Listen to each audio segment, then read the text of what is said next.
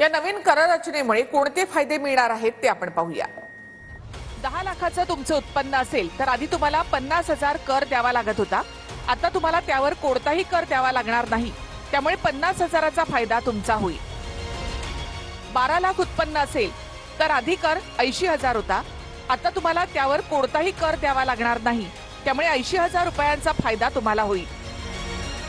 15 लाख जर तुमचं उत्पन्न असेल तर त्यावर 1,40,000 आधी कर भरावा लागत होता, आता तुम्हाला 45,000 रुपये भरावे लागतील। 95,000 रुपयांचा फायदा तुम्हाला होईल। 20 लाखांचं उत्पन्न असेल तर 2,90,000 हा आधीचा कर तुम्हाला भरावा लागत होता, आता तुम्हाला 1,40,000 कर भरावा लागेल, म्हणजे 1,50,000चा फायदा तुमचा होणार आहे।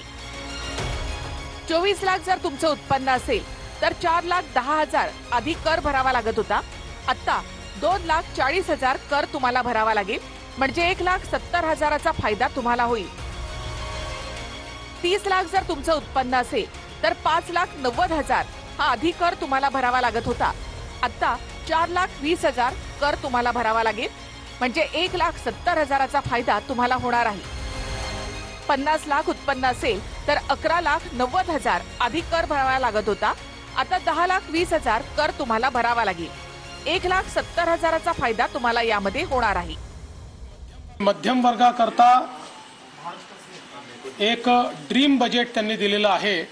इन्कम टॅक्सची लिमिट थेट 7 लाखावरनं 12 लाखापर्यंत नेलेली आहे, त्यामुळे आता 12 लाख रुपये उत्पन्न असणाऱ्यांना कोणताही टॅक्स भरावा लागणार नाही। शेतकरी, महिला, ज्येष्ठ नागरिक, युवक वर्ग, मध्यम वर्ग, उद्योग क्षेत्र या सगळ्या क्षेत्रांचा विचार करणारा हा विकासाभिमुख लोककल्याणकारी असा अर्थसंकल्प आहे। तुमच्या राज्याचं बजेट मी मार्चच्या पहिल्या आठवड्यात किंवा दुसऱ्या आठवड्यामध्ये सादर करणार आहे, त्यावेळेस साधारण माझा शेतकरी आणि सर्वसामान्य जनता डोळ्यासमोर ठेवूनच त्या माझ्या लाडक्या बहिणी असं सगळ्यांचा विचार करूनच तरुण तरुणींचा विचार करून तो अर्थसंकल्प सादर करण्याचा माझा स्वतःचा प्रयत्न राहणार आहे। लाखापर्यंत टॅक्स फ्री जरी असलं तर याचा अर्थ पूर्णतः टॅक्स फ्री नाहीये।